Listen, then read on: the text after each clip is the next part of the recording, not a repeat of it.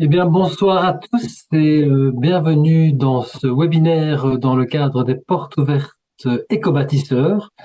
Et donc ce soir, nous passerons en revue les trucs et astuces, on va dire, ou en tout cas les bons réflexes pour avoir un chantier de rénovation serein.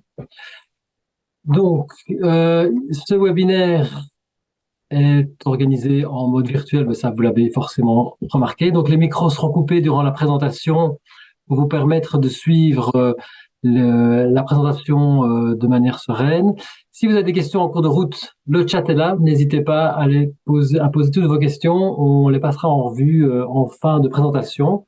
Donc Benoît, qui est à la technique, fera la somme des différentes questions. Et voilà, on est entre adultes, donc on vous propose aussi d'avoir des échanges courtois et respectueux dans le chat. Voilà, petit cadre. Alors, ce webinaire est organisé par EcoConso. Donc, moi, je suis Dimitri Foucan, le secrétaire général d'EcoConso. EcoConso organise chaque année les portes ouvertes éco-bâtisseurs, donc qui se veut une vitrine sur l'habitat durable. Et donc, durant les 2 derniers week-ends, vous avez pu visiter 70 logements en Wallonie et à Bruxelles, éco-construits ou éco-rénovés. Les portes ouvertes sont finies, puisque ici, c'est presque le dernier acte des portes ouvertes 2023. Il y a encore une visite, mais qui est complète samedi, autour de la réutilisation de matériaux dans la construction. Vous pouvez trouver toutes les informations sur le site ecobâtisseur.be. Et donc, EcoConso, qui organise les portes ouvertes Éco-bâtisseurs, est une association qui vise à promouvoir des modes de consommation respectueux de l'environnement et de la santé. Et vous pouvez nous retrouver sur notre site ecoconso.be avec toute une série d'informations. Et on a aussi un service conseil qui peut répondre à vos questions, des fiches pratiques, une newsletter. Voilà, n'hésitez pas à visiter aussi notre site ecoconso.be. Alors, ce soir, nous avons le grand plaisir d'accueillir Monsieur Amand de HomeGrade, donc il dira un petit mot de sa structure, qui va nous donner les clés pour un chantier de rénovation serein. Et donc, comme vous avez pu le découvrir dans le descriptif du webinaire, vous allez découvrir les points essentiels pour un chantier en toute tranquillité. Donc, on passera en vue les bonnes pratiques, les réglementations locales, les devoirs, responsabilités de chacun, comment suivre et budgéter les travaux.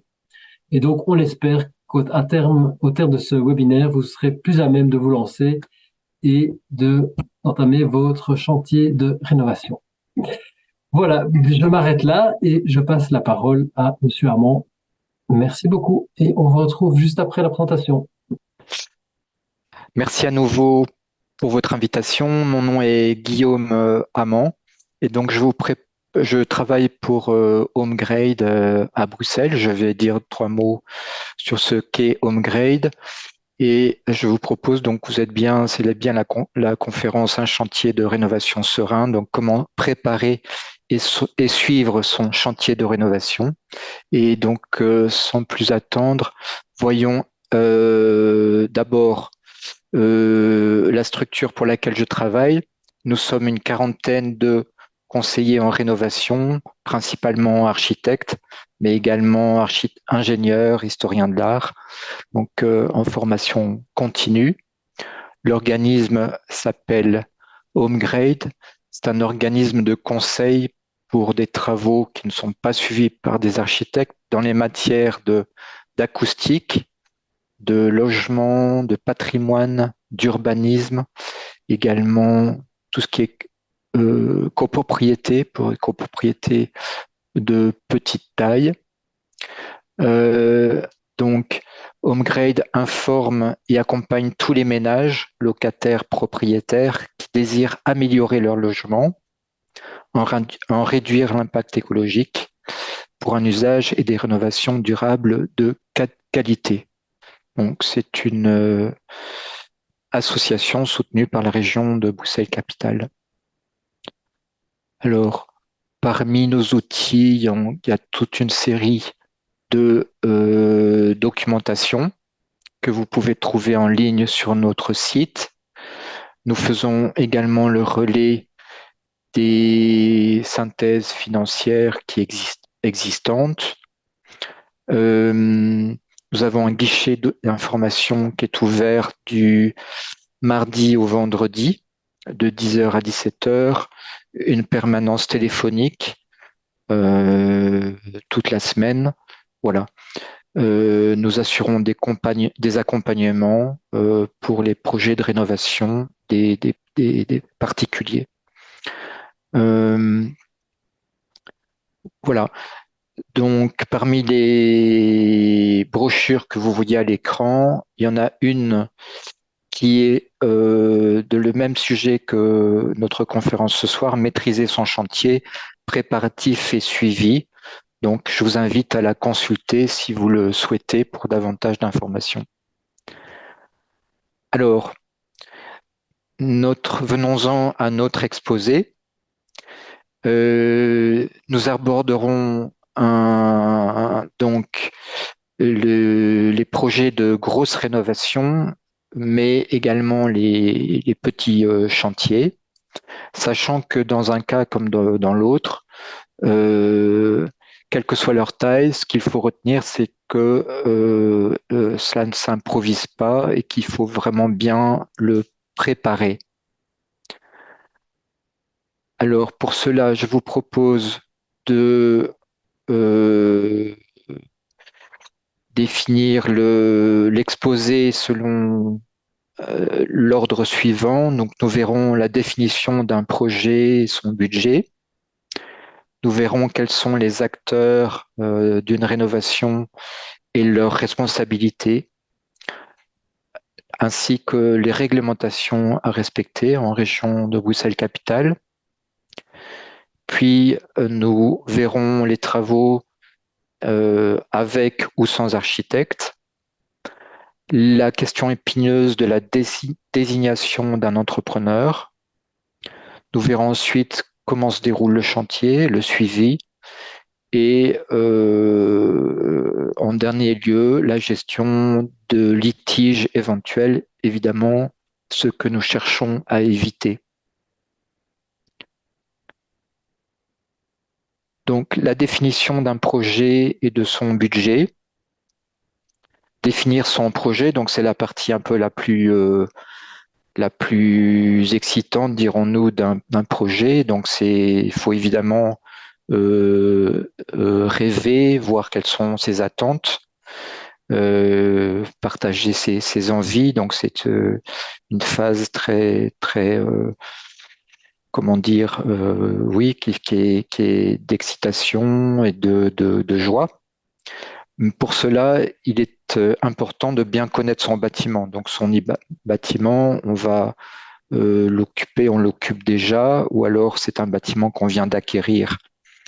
Donc, de quelle manière peut-on bien connaître son bâtiment? Oui, l'habiter quelques semaines, quelques mois avant de rénover, ça peut être une source intéressante pour la connaissance.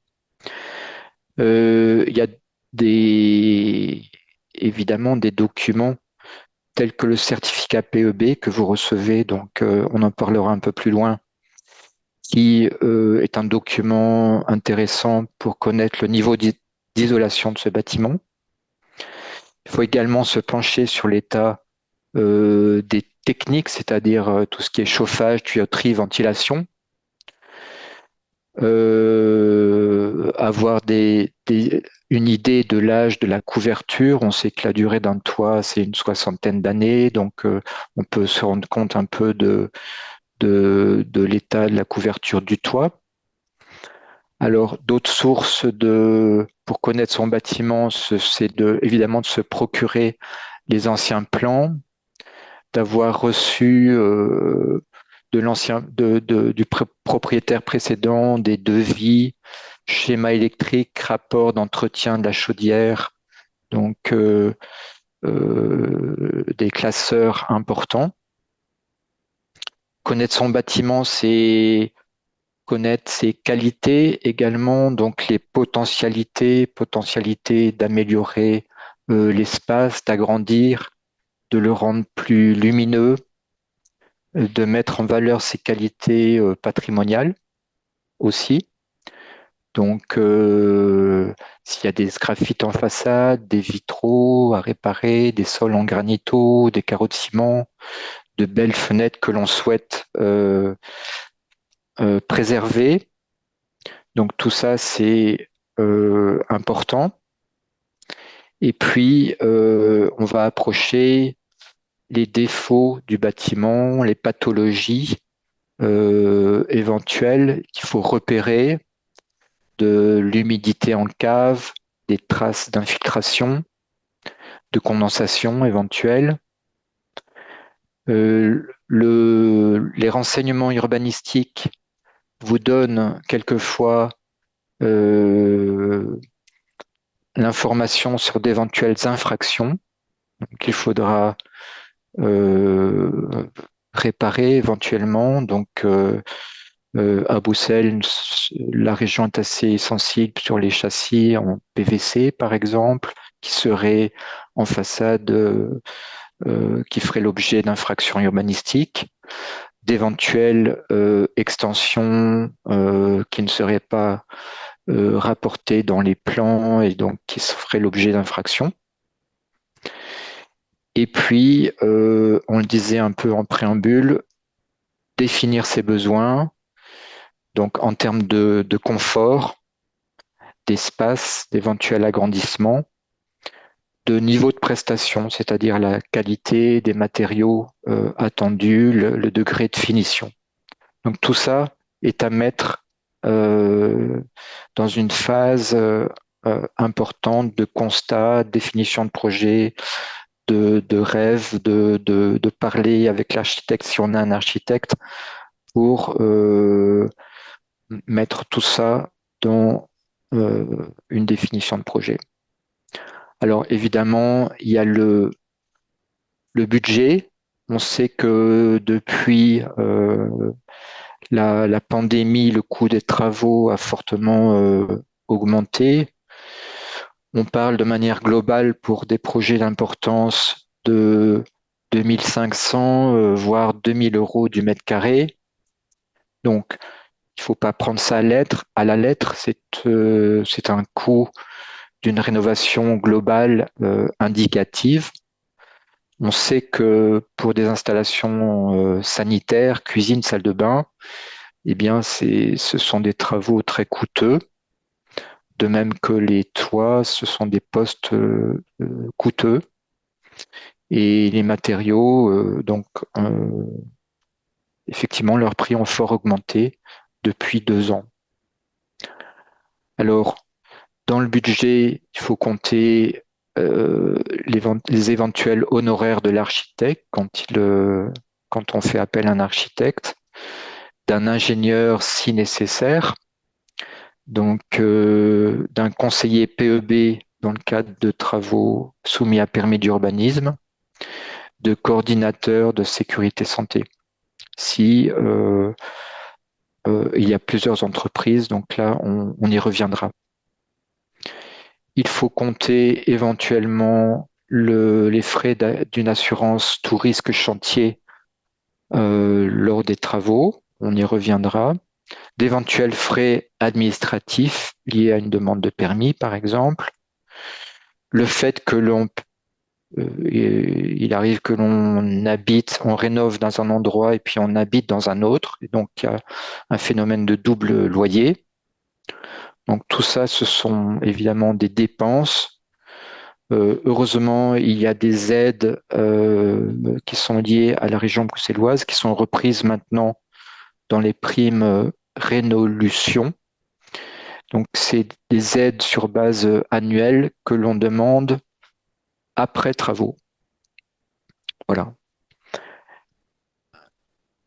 Donc, ici, chez nous, chez HomeGrade, évidemment, on vous informe sur toutes ces aides. Donc, n'hésitez pas à nous contacter pour cela.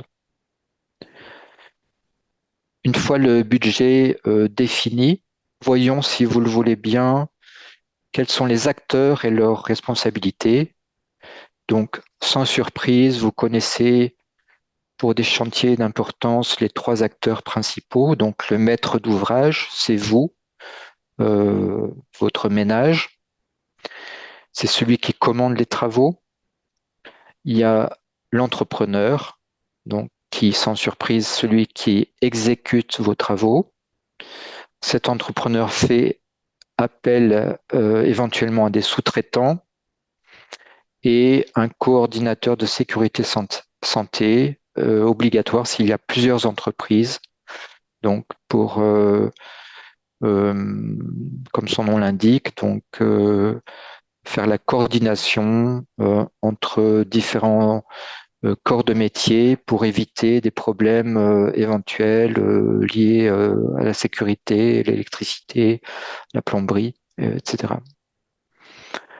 Le maître d'œuvre, donc c'est celui qui conçoit le projet, donc c'est l'architecte. Et on le disait précédemment, donc cet architecte peut éventuellement faire appel à un bureau d'études d'ingénierie si il y a des techniques spéciales à mettre en œuvre ou des problèmes de stabilité à régler.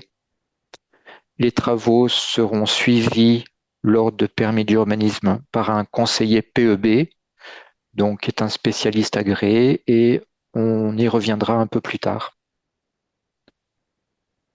Alors, quelles sont les obligations? Si vous voulez bien, on va passer un petit peu en revue les obligations de chacun des acteurs.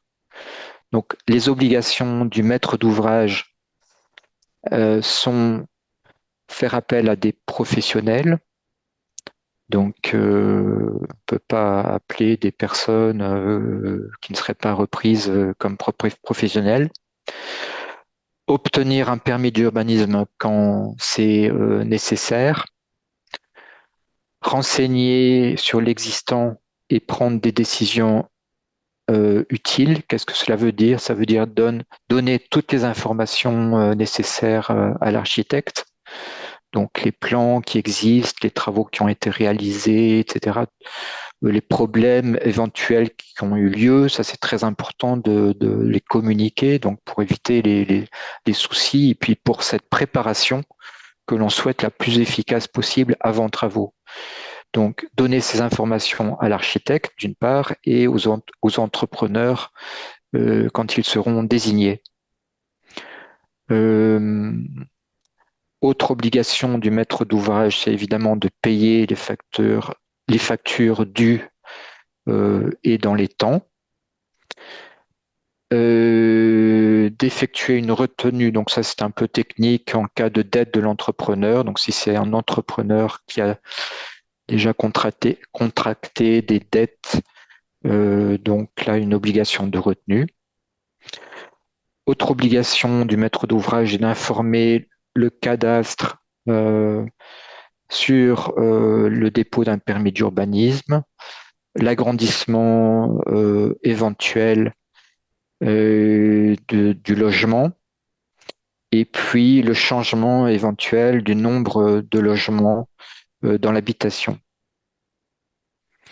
Dernière obligation du maître d'ouvrage, il est responsable des troubles occasionnés à des tiers, c'est-à-dire lors d'un chantier, c'est le maître d'ouvrage qui est responsable de tout ce qui est bruit, dommages éventuels à des voisins, voilà.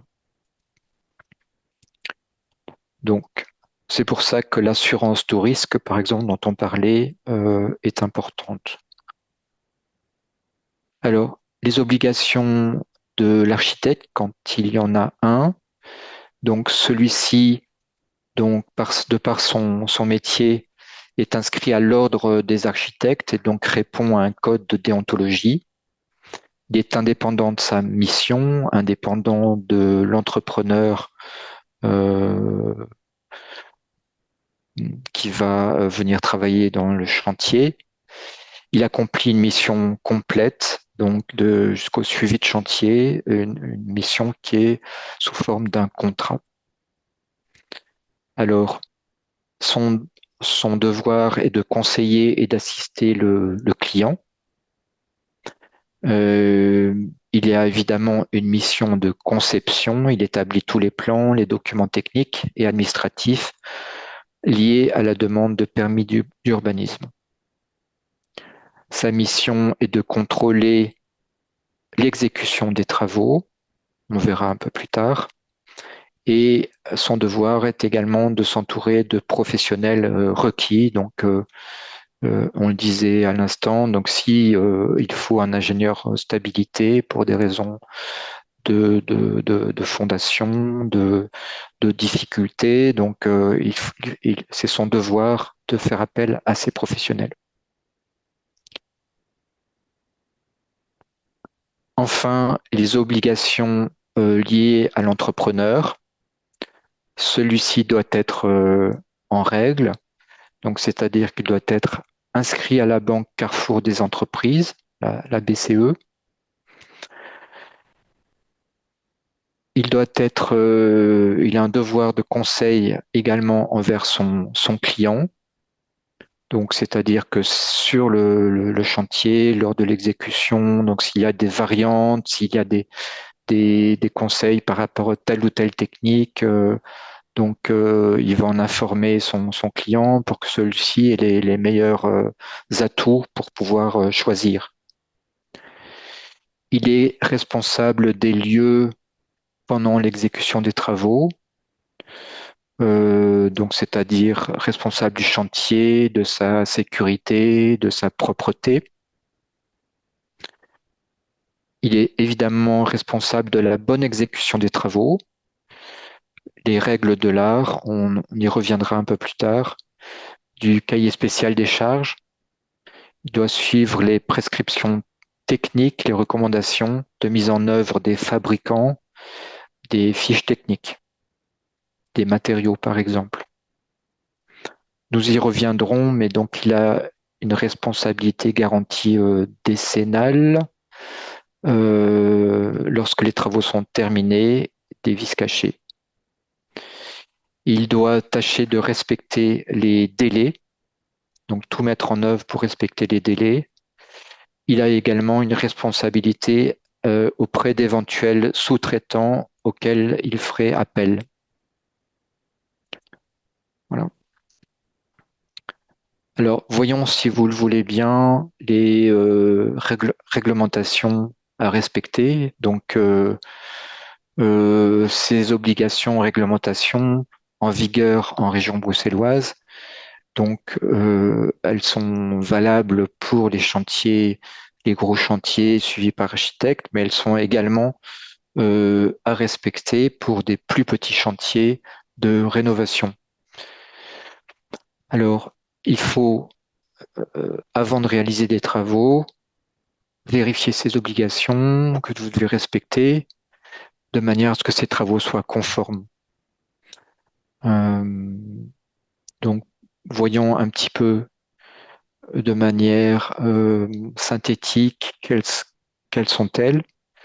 Donc, les réglementations régionales en matière d'urbanisme et d'aménagement du territoire sont reprises dans le COBAT. C'est le Code bruxellois de l'aménagement du territoire. En particulier dans ces chapitres 3 et 4, donc les règlements régionaux d'urbanisme. Donc là, on parle de RRU. Il y a également les règlements communaux, d'éventuels plans particuliers d'affectation du sol, de permis de lotir. Donc tout ça est, par exemple, consultable sur le site de Brugis. Donc si vous connaissez, donc c'est la situation urbanistique d'un bien. On peut interroger, donc selon une adresse donnée, différentes couches de niveau de règlement d'urbanisme. Ici, on s'attachera davantage au chapitre 4 qui concerne le permis d'urbanisme. Ce permis, comme vous le savez certainement, donc, est exigé lors de modification d'un volume existant, donc un agrandissement, lorsque un ou plusieurs éléments structurels sont modifiés ou changés. C'est-à-dire quand on touche à un escalier, un plancher, à la structure du toit, un mur porteur, un linteau, voilà. De même qu'un permis est exigé lorsque l'affectation de l'immeuble est est modifié, ou encore une fois le nombre de logements, lorsqu'il y a une modification de l'aspect architectural des façades, donc celles qui sont visibles depuis l'espace public. Et il faut savoir qu'il existe aussi une liste à contrario qui définit les travaux dits de minime importance. Et donc, ce sont des travaux qui, ceux-là, se passent sans architecte. Et chez nous, à HomeGrade, on a une équipe de facilitateurs en urbanisme qui peut vous aider, qui peut aider euh, pour tout ce qui est documents et la dépose de permis d'urbanisme sans architecte. Voilà.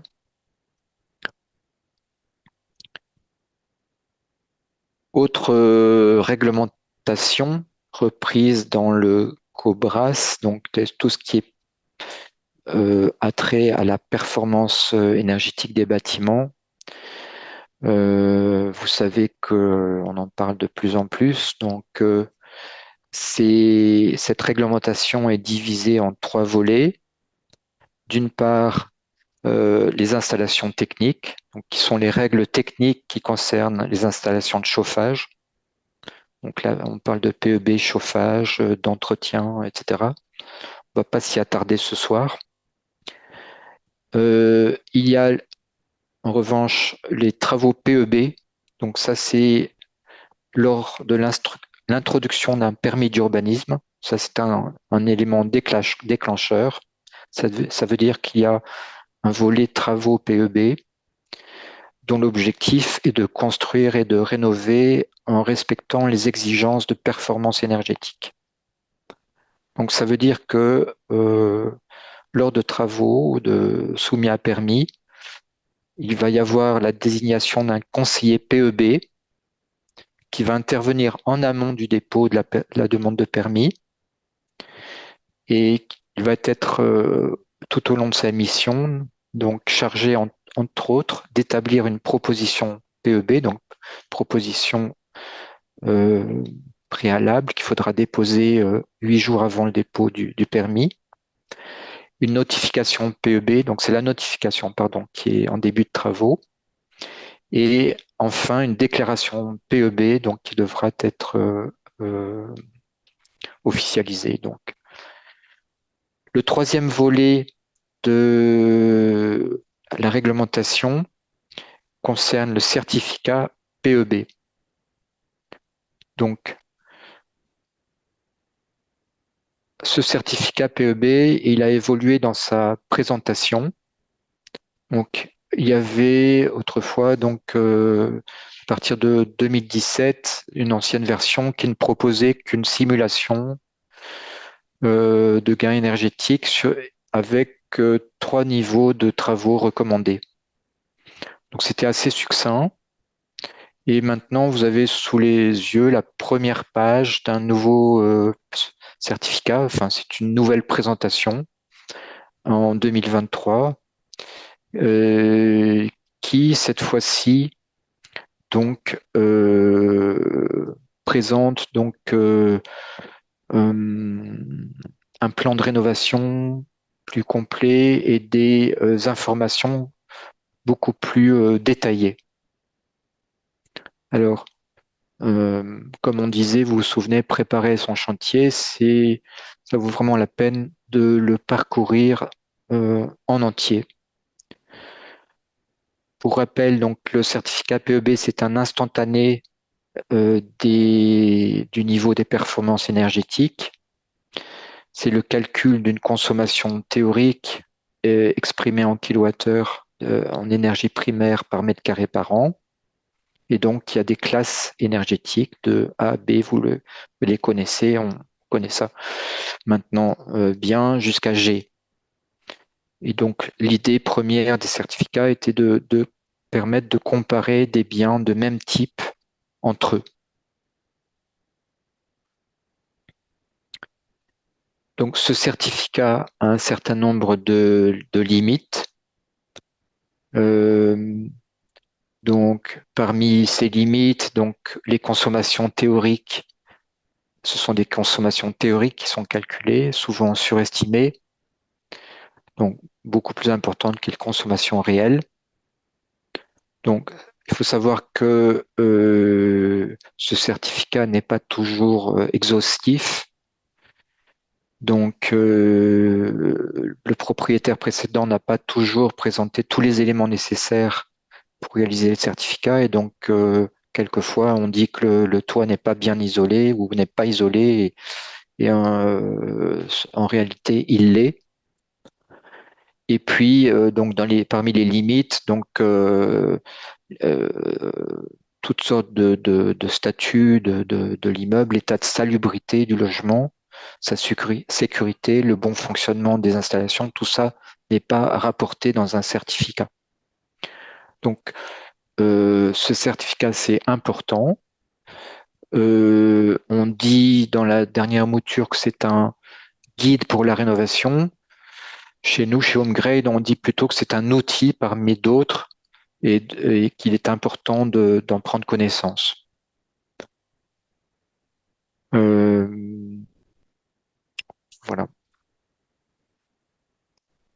Alors, un tout petit mot des nouvelles implications. Ce n'est pas vraiment le sujet ce soir, mais malgré tout, il faut savoir que les exigences augmentent et que dans le plan 2030-2050 en région bruxelloise, donc d'une part, chaque logement devra avoir un certificat PEB en 2031.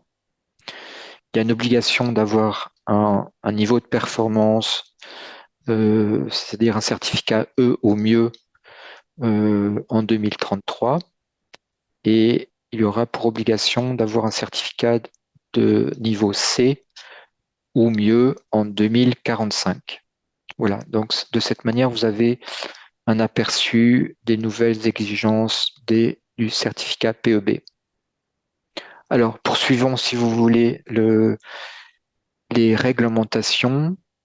En deux mots, parce que il s'agit ici du Code bruxellois du logement, qui ne s'applique que pour les biens destinés à être loués. Donc, ce code définit les normes minimales de sécurité, salubrité, d'équipement des biens mis en location. À titre d'exemple, des détecteurs de fumée sont obligatoires si vous comptez louer votre bien. Autre réglementation, ce sont les conformités relatives aux installations de gaz et d'électricité. Donc,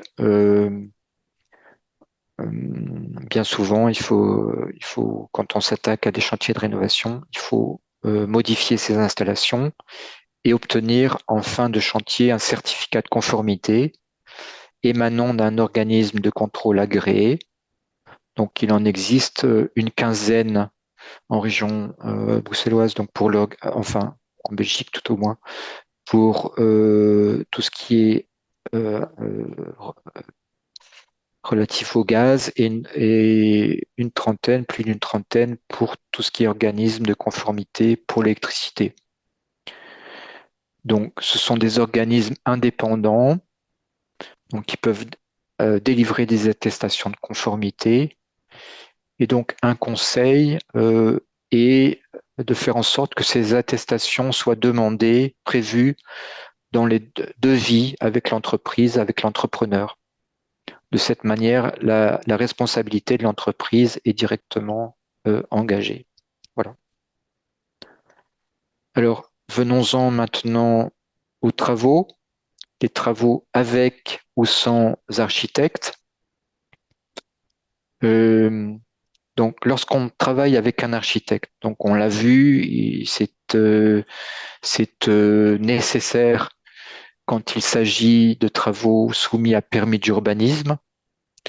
Cependant, lorsqu'il s'agit de gros travaux de rénovation, ben, écoutez, chacun a son métier, donc vous avez peut-être des métiers qui sont prenants, vous n'êtes pas habitué avec la construction, les métiers de la construction, et donc l'architecte est évidemment une aide précieuse quand il s'agit de travaux d'importance. Alors, De quoi s'agit-il? Il s'agit d'une convention que l'on passe avec un architecte qui précise l'étendue de sa mission, les honoraires, d'autres modalités. Donc, une mission d'étude qui va parcourir donc des études préliminaires, des esquisses d'avant qui vont se poursuivre par un avant-projet, et puis un dépôt de permis d'urbanisme. Suite à ce dossier de permis d'urbanisme viendra le dossier d'exécution, constitué d'éventuels plans d'exécution, de cahiers spécial des charges, de maîtrise. Parmi les missions de l'architecte, il y aura un suivi des appels d'offres et une aide précieuse donc au choix de l'entreprise. Donc, l'architecte suit le chantier et réceptionne, vous aide en tout cas à réceptionner l'ouvrage. Alors, pour trouver un architecte, il y a l'ordre des architectes, dont le site est indiqué ici. Il y a pourquoi pas les éco-bâtisseurs dont nous sommes l'hôte ce soir. Alors, vous voyez à droite, en bas à droite, donc c'est l'organisation tripartite d'un chantier vaut l'architecte et l'entreprise et toutes les relations entre deux parties ou trois parties. Quand on travaille avec sans architecte, à ce moment-là, vous voyez les deux bulles, donc il n'y a plus que vous et l'entreprise. Et donc, qu'est-ce qui fait le lien entre vous et l'entreprise? Eh bien, c'est le devis. C'est la forme contractuelle qui vous lie à l'entreprise. Et donc, vous avez, et on va y revenir, perçu l'intérêt d'avoir un devis solidement établi. Ce devis émis par l'entrepreneur décrit les travaux et indique leur prix. On y reviendra. Et de manière sous-entendue, ces travaux seront réalisés suivant les règles de l'art. Alors, ces règles de l'art, elles sont disponibles selon les notes d'information technique, les NIT de Buildwise, donc l'ancien centre scientifique et technique de la construction, s'appelle maintenant Buildwise, et sous forme de spécifications techniques du STS, du Service public fédéral d'économie. Alors, abordons maintenant le choix d'un entrepreneur. Comment trouver un entrepreneur? Donc, évidemment, c'est une question qu'on nous pose souvent chez HomeGrade. Et donc, malheureusement, nous, on ne peut pas donner de nom d'entreprise. Donc, le bouche à oreille, c'est une forme très importante. Si vous avez des amis, voisins qui sont contents avec une entreprise, ça s'est bien passé, voilà, n'hésitez pas à les solliciter, c'est une excellente source. Quelquefois, les services d'urbanisme peuvent vous dire, ah voilà, on travaille avec tel et tel, ça s'est bien passé. Enfin voilà. Il existe des moteurs de recherche qui permettent de trouver des entreprises. Donc, un cluster d'entreprises éco-construction bruxellois s'appelle l'EcoBuild, ecobuild.brussels. Donc, qui regroupe des entreprises d'éco-construction. Plus spécifiquement, sur le site de Bruxelles Environnement, vous trouvez la liste de chauffagistes qui sont agréés en PEB. Vous avez chez nous, HomeGrade, une liste d'artisans donc relative au patrimoine des hommes de métier, des entreprises pour des travaux très spécifiques de restauration de châssis, portes, vitraux, balcons, corniches, etc. Donc pas pour des nouveaux éléments, mais pour des réparations de ces éléments liés au patrimoine et avec des exemples de travaux réalisés.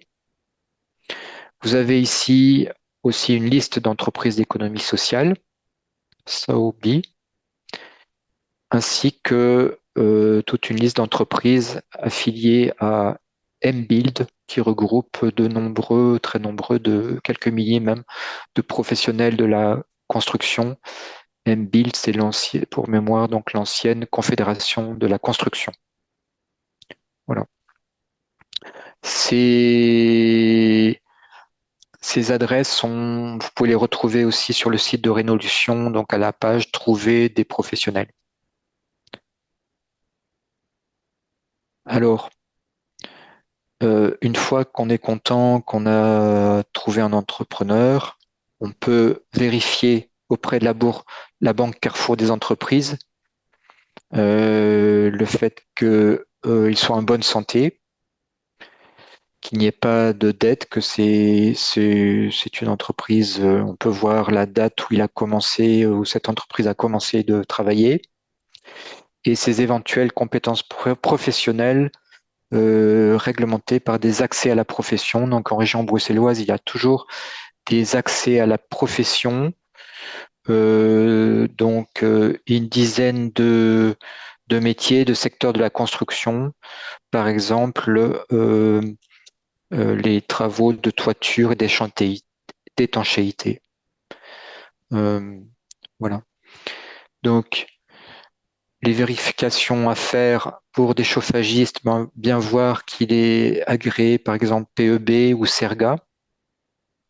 Et puis, si ce n'est pas le cas, faire appel à des organismes de contrôle agréés, on en a vu, pour les réceptions de gaz et d'électricité.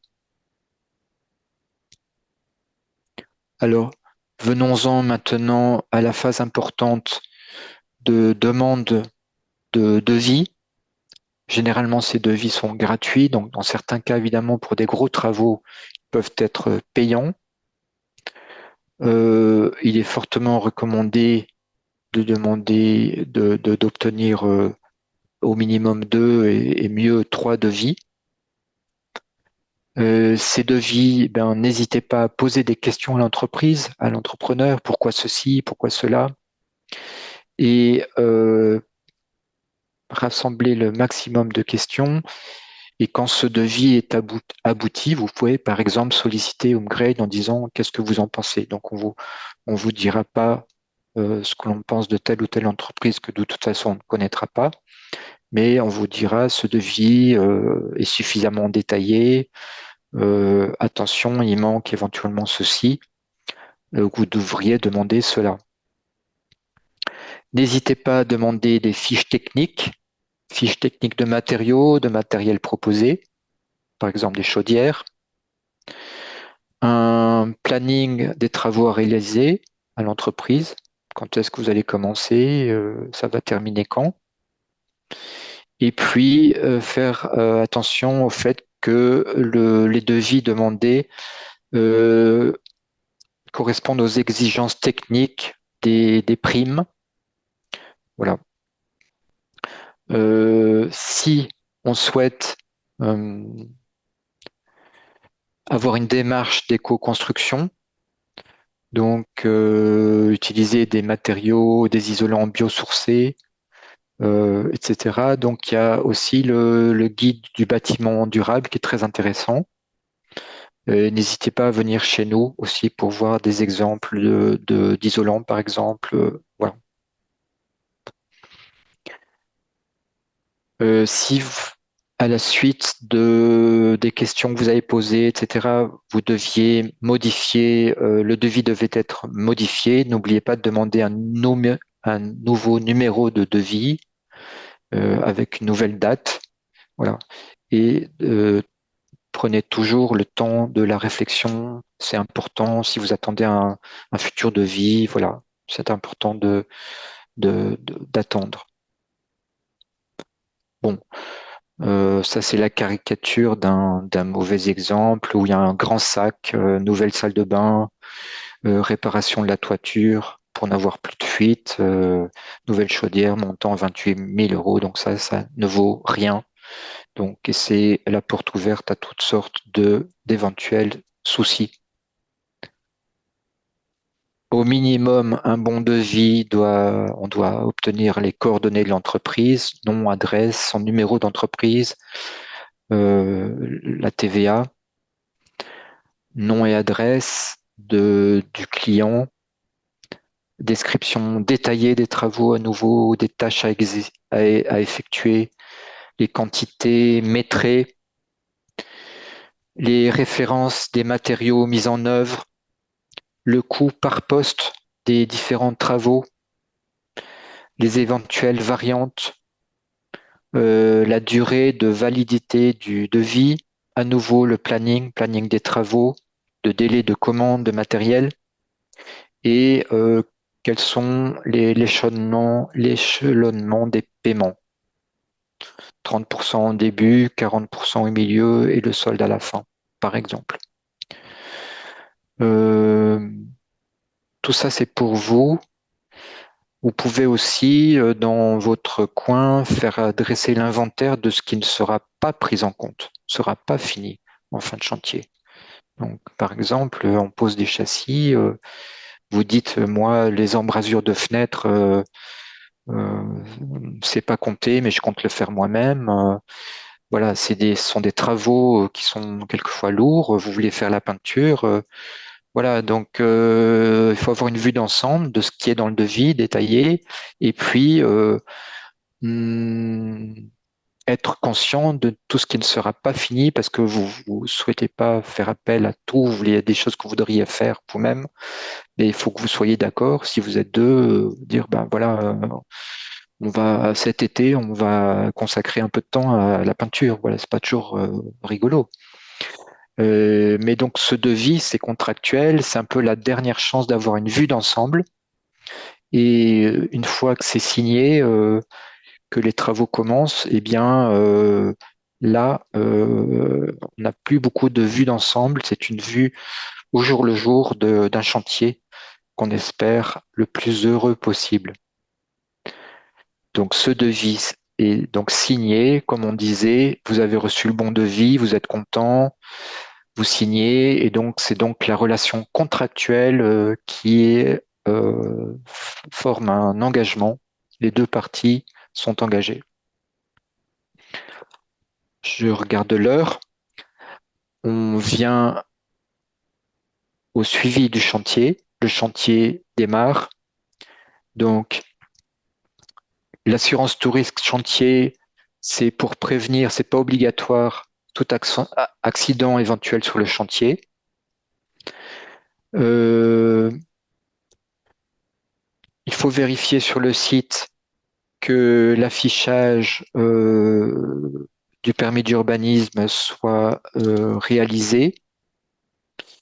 Il faut bien veiller à ce que le site soit rangé et protégé lors du démarrage. Donc, il faut anticiper.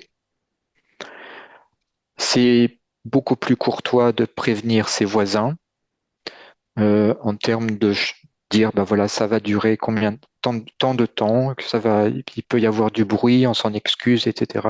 Tout ça, c'est beaucoup plus agréable. Euh, on, En début de chantier, on reprécise le planning avec l'entreprise. On est sûr d'avoir versé un acompte. Et auprès de la commune, on a bien vérifié que les autorisations de stationnement, d'échafaudage ont été demandées, qu'un permis d'urbanisme éventuel soit mis en route. Ça y est, ça démarre. Il y a une réunion de début de chantier. Tous les espaces sont protégés, donc on peut réaliser avec euh, l'entreprise un petit état des lieux. N'hésitez pas à prendre des photos avant, pendant et après. Demandez à l'entreprise s'il faut des protections supplémentaires. Voir avec l'entreprise comment ça va se passer, l'installation, le stockage des matériaux, les endroits où les hommes de métier peuvent passer, ne pas passer, comment ça se passe, où ont-ils accès aux sanitaires, etc. Et un éventuel coordinateur sécurité santé, donc, quand il y a plusieurs entreprises, que ce n'est pas une entreprise générale, donc il faut un coordinateur sécurité santé, pardon, qui vérifie l'installation de chantier. Donc un petit truc, c'est ayez toujours une copie des plans et des devis sur place, donc qu'ils soient affichés sur un mur, par exemple. Ça facilite le dialogue, on parle de ci ou de ça. Le suivi de chantier, eh bien, ce suivi est régulier. Quand c'est avec un architecte, c'est souvent une fois par semaine. À nouveau, les photos sont prises. Il y a un suivi de l'avancement du chantier, donc sous forme de tableau, un suivi de la qualité et donc un dialogue régulier, courtois entre deux parties ou trois parties. Quand c'est avec architecte, donc la réunion de chantier tripartite se solde par un procès-verbal qui est signé par les trois parties et qui a à ce moment-là valeur juridique. Et s'il y a des modifications, donc ces modifications qui sont décidées doivent être reportées euh, en modification de contrat et actées sur le procès-verbal. Suite à ça, il y a un courrier récapitulatif des échanges en disant, voilà, on a décidé ça, ça et ça. À nouveau, on laisse sur place une version modifiée des plans et des devis. Des imprévus, il y en a toujours, jamais au bon moment. Donc, sachons que ces modifications donc, entraînent des modifications de coûts, d'éventuels retards sur le planning, et donc on met à jour le devis. Ces imprévus, qui sont souvent nombreux, peuvent être limités par le fait qu'un architecte euh, et par son expertise est davantage préparé en amont les travaux. Donc le risque d'imprévu sera normalement beaucoup plus réduit. Alors, pardon, suivre son chantier, c'est, on en a parlé, des étapes d'avancement, l'échelonnement des factures grâce à un tableau Excel qui donne une vue des coûts que l'on a réglés et des travaux, des coûts qui restent à payer. Alors, ces paiements sont au maximum de 3 000 euros si vous payez en liquide et il faut un reçu. Au-delà de 3 000 euros, donc on ne peut pas faire comme ça. Euh, donc, on a dit état d'avancement, contrôle des factures. Euh, ne payez jamais l'intégralité avant la fin des travaux. Donc, si vous payez l'intégralité, ça veut dire que vous n'avez plus de remarques et que la réception est dite tacite, c'est-à-dire que vous êtes d'accord avec les travaux, avec tout ce qui a été fait. Donc là, on parle de fin de chantier. Donc, quand c'est un petit chantier, donc il y a une réception unique qui est actée par le paiement de cette dernière facture. En revanche, quand il s'agit d'un gros chantier, eh bien souvent, cette fin de chantier est échelonnée entre une réception provisoire, donc qui sera assortie de remarques ou non. Donc, en général, ce sont pour des petites remarques. Et cette réception provisoire valide provisoirement les travaux exécutés et elle est suivie un an après par une réception définitive. Donc, il peut y avoir un cautionnement de 5% du montant des travaux ou 5% qui ont été retenus pendant la durée du chantier, avec une libération de 2,5% à la réception provisoire, suivi de 2,5% à la réception définitive. Donc, encore une fois, si vous constatez des vices apparemment ou des défauts, des manquements lors de la réception provisoire, donc il faut le signaler dans un procès-verbal signé avec l'entreprise.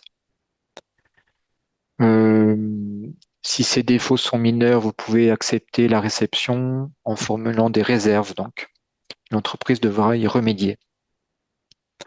Si en revanche ce sont des remarques très importantes, des défauts majeurs, il faudra reporter la réception provisoire tant que ceux ou ces problèmes persistent.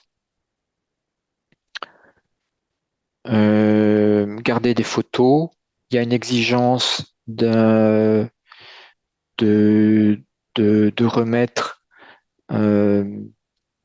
pour un nouveau propriétaire un DIU, donc c'est-à-dire un dossier d'intervention ultérieure euh, qui rassemble l'ensemble des travaux qui ont été réalisés.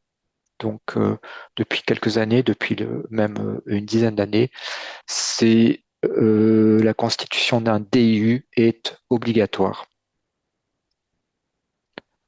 Alors, venons-en aux garanties. Donc, le chantier est terminé. Donc, l'entreprise a quitté les lieux. Si tout va bien, tant mieux. S'il y a des problèmes, il existe des garanties. Donc, la garantie contractuelle, c'est la garantie sur les matériaux, la garantie du fabricant sur les matériaux, les équipements. Donc, un vitrage qui casse suite à une surchauffe, ça c'est une garantie matériaux. Une chaudière qui tombe en panne, c'est une garantie matériaux. Il y a une éventuelle responsabilité décennale, même s'il n'est pas toujours explicite dans le devis, donc elle couvre une période de 10 ans, évidemment, pendant laquelle l'entreprise porte une responsabilité pour des défauts euh, menaçant la solidité ou la stabilité du bâtiment. Euh, Ceci est décrit dans les articles 1792 et 2270 du Code civil. Ça concerne des travaux donc graves de solidité ou de stabilité et ça peut concerner aussi par exemple une fuite évidemment dans une toiture, des travaux d'étanchéité, mais des travaux de structure, de manquement des structures du bâtiment. Alors, s'il y a des litiges que l'on ne souhaite pas, malheureusement, il peut y en avoir. Quelques situations litiges, l'architecte ou l'entrepreneur n'exécute pas ses prestations. Ça, c'est pendant les travaux.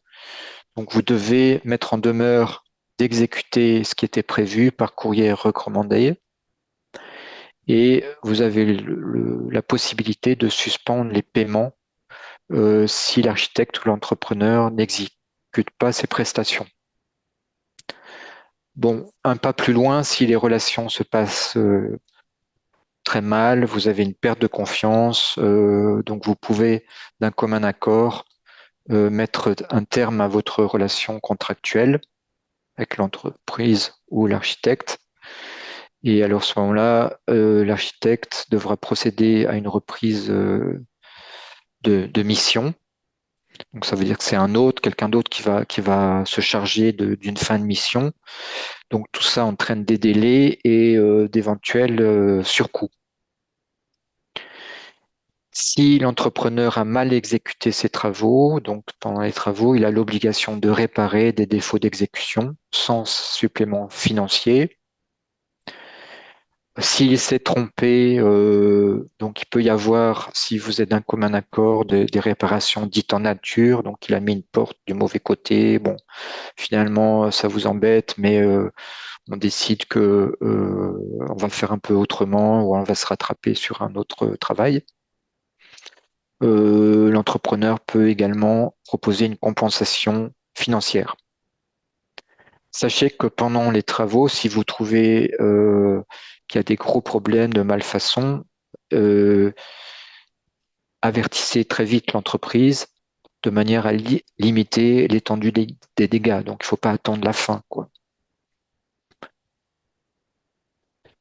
Donc, plus loin pour des procédures, donc il y a des procédures à l'amiable, des discussions avec les intervenants, on dit les problèmes, on les confirme par écrit. Si tout ça, ça ne bouge pas, donc on va un pas plus loin, on envoie une lettre recommandée avec la liste des problèmes. Donc j'ai vu qu'il y avait des modèles sur le site de SPF Économie qui peuvent vous aider à rédiger des lettres, que ce soit dans le cas d'un permis ou pas de permis, etc. L'architecte a pour des obligations de moyens, l'entrepreneur des obligations de résultats. Si ça va loin dans des procédures qui ne sont plus à l'amiable, donc un juge peut condamner in solidium, ça veut dire que s'il n'arrive pas à distinguer les responsabilités de l'un et de l'autre, ou de l'un ou de l'autre, donc il peut joindre les deux responsabilités pour des fautes de conception, de négligence, de contrôle sur chantier. Sachez qu'il existe une aide juridique de première ligne. Donc ça, c'est dans le cas où les deux parties souhaitent trouver une solution. Ils sont en désaccord, mais ils sont d'accord de se mettre autour d'une table. Donc il y a des services de médiation volontaire, une commission de conciliation construction. Si tout ça s'envenime, mais ça va plus loin, donc il y a une aide juridique dite de deuxième ligne, de recours devant les tribunaux. Pour des litiges inférieurs à 2 500 euros, ça se passera via le juge de paix. Pour des litiges supérieurs, ça sera le tribunal de première instance de commerce. Donc chez HomeGrade, on n'est pas,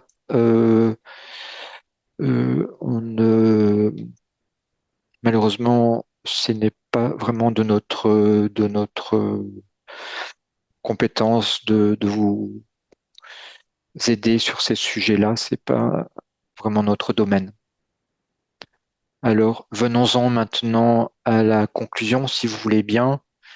Donc, préparer au maximum pour éviter des modifications ou des décisions en cours de chantier. Tout ça est vraiment important et on peut vous y aider. Dialoguer régulièrement avec les différents intervenants. Donc, personne n'aime les surprises en cours de chantier. Voilà, il faut être constructif, il faut avoir un sens de dialogue, voilà. Soyez constructif. Voilà. Si il y a des questions que vous allez poser auxquelles je ne pourrai pas répondre, sachez que vous pouvez nous en envoyer sur la page contact de HomeGrade. Et merci beaucoup de m'avoir entendu. J'espère que je n'ai pas été trop loin. Merci beaucoup.